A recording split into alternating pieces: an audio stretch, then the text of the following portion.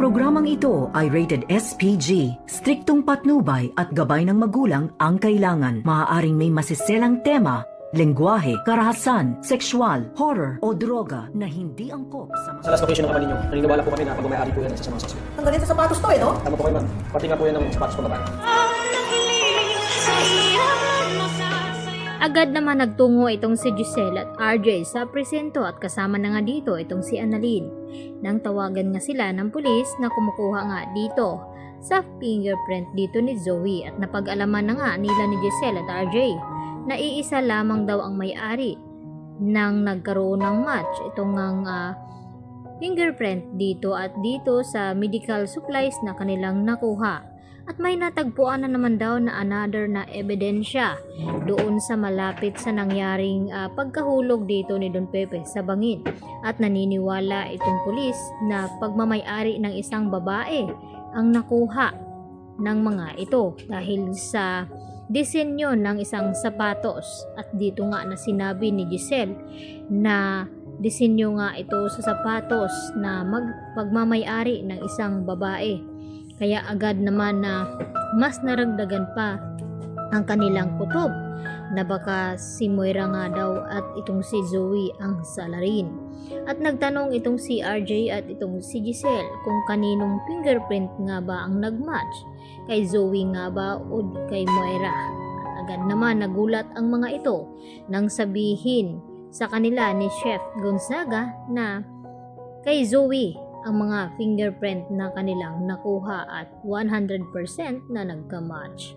At dito pa naman na agad na tumawag itong si Manang Silya at ibalita dito kay Giselle na may sapatos daw na narito sa bahay ni RJ na agad naman na nakaagaw pansin sa kanya dahil kabago-bago daw ng sapatos na ito ay nasira agad. At pinikturan naman ni Aling Silya at ipinadala dito kay Giselle at agad na umuwi itong si Giselle upang makumpirma niya kung kay Zoe nga ba ito. At dito nga nagulat itong si Giselle nang mapagtanto na kapariho ito sa ebidensya na ibinigay ng mga pulis sa kanila. At wala nang duda, kumpirmado na ni Giselle na ito ngang si Zoe ang isa sa mga mastermind ng nangyari dito nga kay Don Pepe. At agad din na tinawagan ni Giselle itong si RJ upang ipaalam na nakita na nga niya ang disenyo ng isang sapatos doon sa bahay dito ni RJ. At dito naman na nabalitaan ni Moira na nakarating na nga dito kina Giselle at RJ ang resulta di umano ng fingerprint dito ni Zoe. At gulat na gulat naman itong si Moira at hindi na nga siguro nila magagawan pa ng paraan. At gustong gusto na nga ni Zoe na umamin daw dahil hindi daw siya titigilan ni Don Pepe na takutin at konsensyahin hanggang hindi siya aamin. At dito naman nagalit ng husto itong si Moira kay Zoe na kahit anong mangyari ay wag daw ilagay ni Zoe sa alanganin ang kanilang mga sarili at wag daw siya aamin dahil tatakasan na lamang daw nila itong mga ebidensya na hawak ng mga pulis ngayon.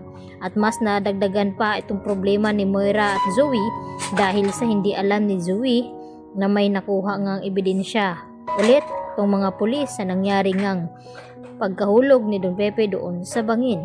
At naniniwala ito na malakas ang ebidensya na ito dahil sa sapatos nga mismo ni Zoe na nakuha nga nila ito.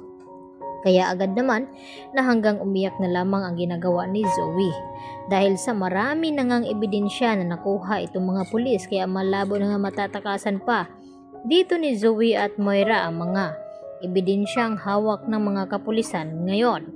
Samantala, nagdududa na rin itong si Dr. Antonio Luke na kung bakit parang napapraning na nga itong si Zoe sa kakaisip dito kay Don Pepe na parang palagi daw nagpaparandam sa kanya at tinatakot.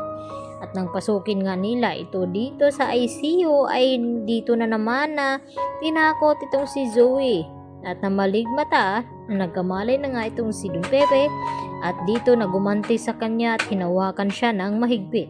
Hanggang sa napasigaw na lamang itong si Zoe na ikinagulat naman ni Dr. Antonio.